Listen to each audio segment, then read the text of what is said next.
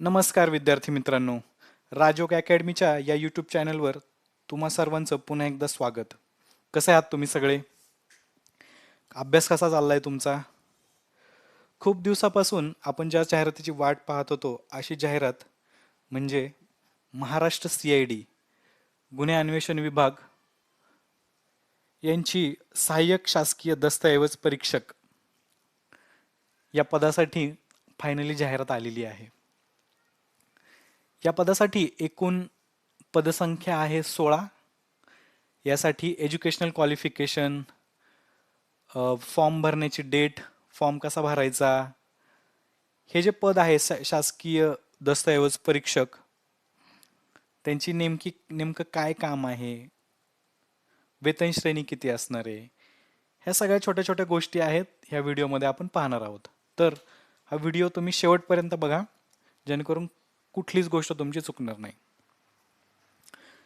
तर upper police महासंचालक गुन्हे अन्वेषण विभाग म्हणजेच CID महाराष्ट्र राज्य यांनी सहाय्यक शासकीय दस्तऐवज परीक्षक यांच्यासाठी 2026 मध्ये ह्या जागा काढलेल्या आहेत. एकूण पदसंख्या यांनी ठेवलेली आहे 16.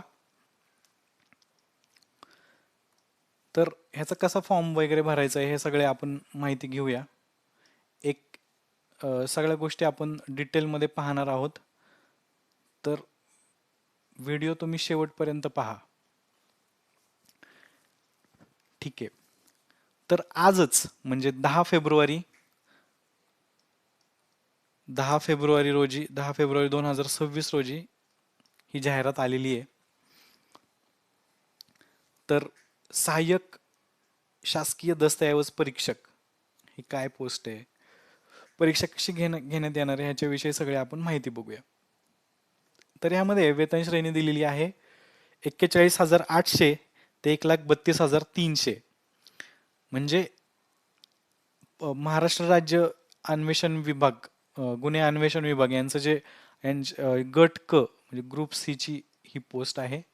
खूप चांगल्या पदाची ही पोस्ट आहे. ह्याच्यासाठी काय शैक्षणिक अर्हता आहे, कसा फॉर्म वगैरे भरायचा आपण ते बघूया. आता ह्याच्यासाठी जे संकेतस्थळ दिले फॉर्म भरण्यासाठी ते mahacid.gov.in हे नोट डाऊन करून घ्या. ह्या संकेतस्थळावर जाऊन, ह्या वेबसाईटवर जाऊन तुम्हाला हा फॉर्म भरायचा आहे. फॉर्म आजच चालू झालेला आहे. जर तुम्ही हा व्हिडिओ नंतर पाहत असाल तर 10 फेब्रुवारी 2026 सकाळी 10 वाजल्यापासून फॉर्म भरण्याची सुरुवात झालेली आहे. 11/3/2026 पर्यंत म्हणजे 1 महिनाभर तुम्हाला वेळ आहे हा फॉर्म भरण्यासाठी. एकूण पदे त्यांनी 16 ठेवलेली आहेत, तुम्ही बघू शकता. तर ह्यामध्ये प्रत्येक समांतर आरक्षण तक्ता दिलेला आहे.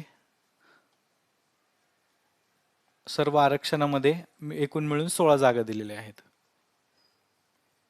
आता शैक्षणिक अर्हता, एज्युकेशनल क्वालिफिकेशन काय सांगितलं याच्यामध्ये, तर विज्ञान मान्यताप्राप्त विद्यापीठातील विज्ञान शाखेतील पदवीधर म्हणजे सायन्सची डिग्री तुमच्याकडे पाहिजे. तर ह्याच्या सोबतच काय पाहिजे की रसायनशास्त्र व भौतिकशास्त्र. रसायनशास्त्र म्हणजे काय, केमिस्ट्रीची तुमच्याकडे डिग्री पाहिजे, BSc केमिस्ट्री किंवा फिजिक्समध्ये. ठीक आहे.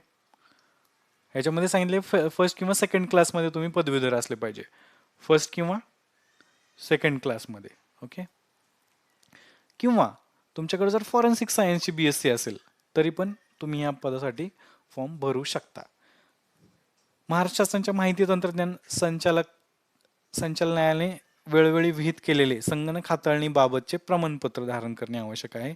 तसेच मराठी आणि हिंदीचे तुम्हाला चांगलं ज्ञान पाहिजे.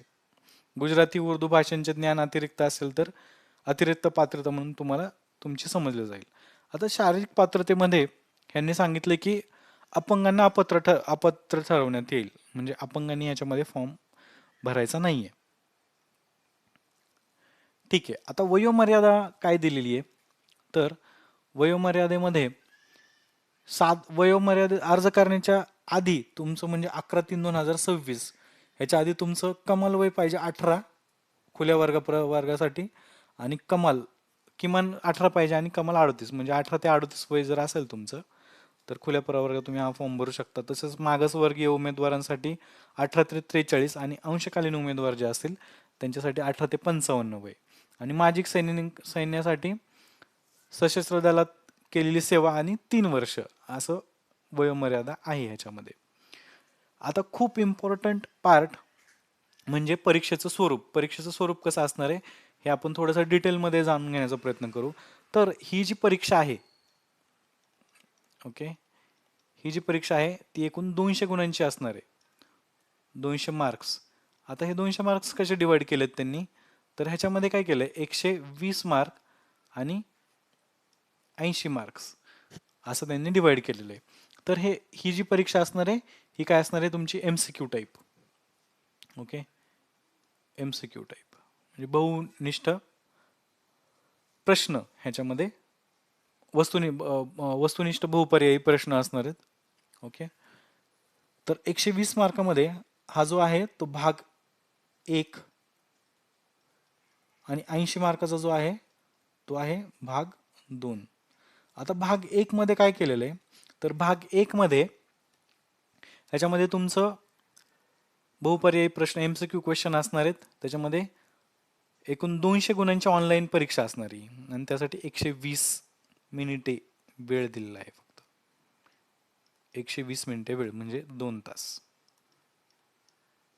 2 तास वेळ आहे, 200 मार्कांची परीक्षा असणार आहे. तर 120 गुणांची जी परीक्षा आहे, ठीक आहे, तर त्याच्यामध्ये काय काय असणार आहे तुमचं, तर ह्याच्यामध्ये भौतिकशास्त्र म्हणजे फिजिक्सचे प्रश्न, फिजिक्स केमिस्ट्री, बरोबर, त्यानंतर मॅथ्स म्हणजे गणित, इंग्लिश आणि मराठी 120 मध्ये. आणि भाग 2 जो दिलाय ती 80 मार्काची परीक्षा असणार आहे. तर त्यामध्ये काय असणार आहे, तर त्यामध्ये तुमची निरीक्षण चाचणी म्हणजे ऑब्झर्वेशन टेस्ट ती पण ऑनलाईन पद्धतीनेच. आता हे जे सगळं होणार आहे ही ऑनलाईन पद्धतीने होणार आहे, ऑफलाईन टेस्ट नसणार. ही जी भाग 2 जी आहे ती काय आहे तुमची निरीक्षण चाचणी.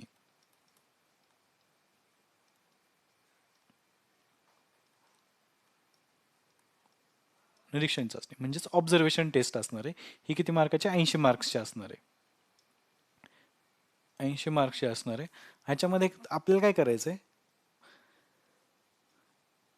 काही प्रश्न दिलेले असतात त्यांची तुलनात्मक परीक्षणे करून आपल्याला आकलन करून उत्तरं द्यायची. आता ह्याच्याबद्दल घाबरून जाण्याची काही गोष्ट नाहीये, कारण हे लोक काय करणार, हे आपल्याला एक चाचणी परीक्षा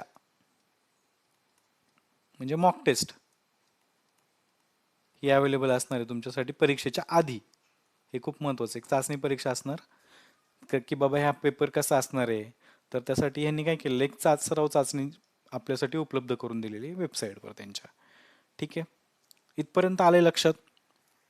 परत एकदा सांगतो, 2 तासाचा हा पूर्ण जो पेपर असणार आहे तो 2 तासाचा पेपर असणार आहे आपला.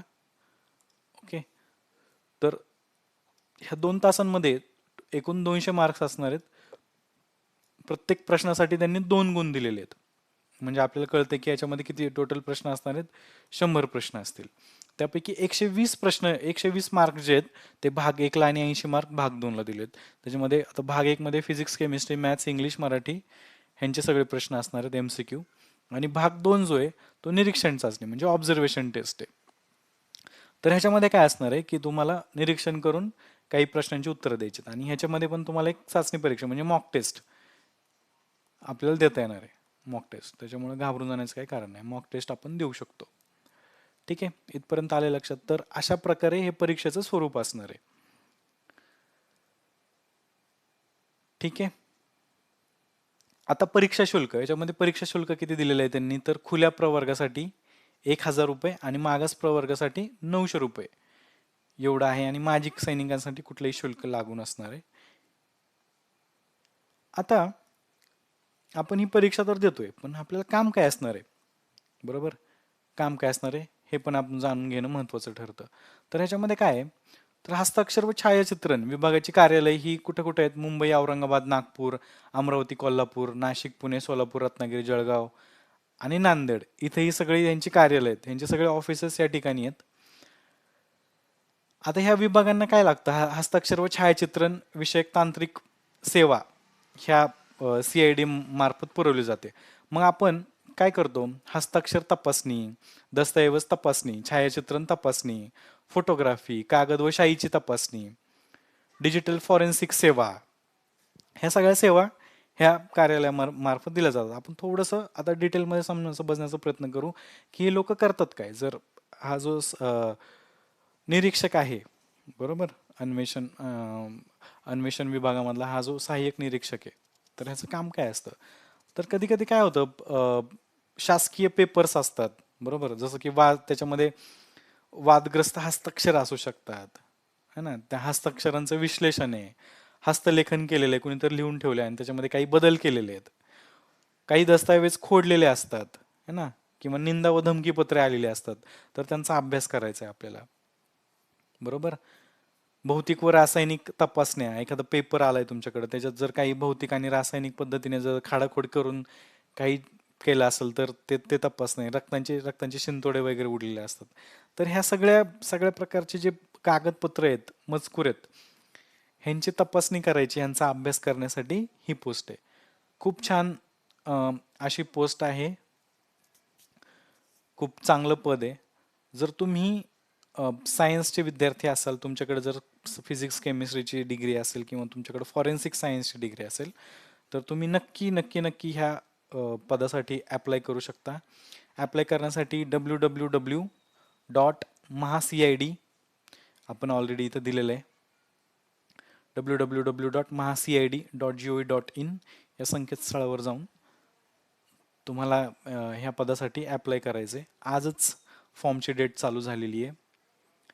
खूप कमी कॉम्पिटिशन असणार आहे, म्हणून ह्या परीक्षेला तुम्ही ॲप्लाय करा, अभ्यास करा आणि हे पद मिळवा. भेटूया नवीन व्हिडिओमध्ये. तोपर्यंत बाय बाय.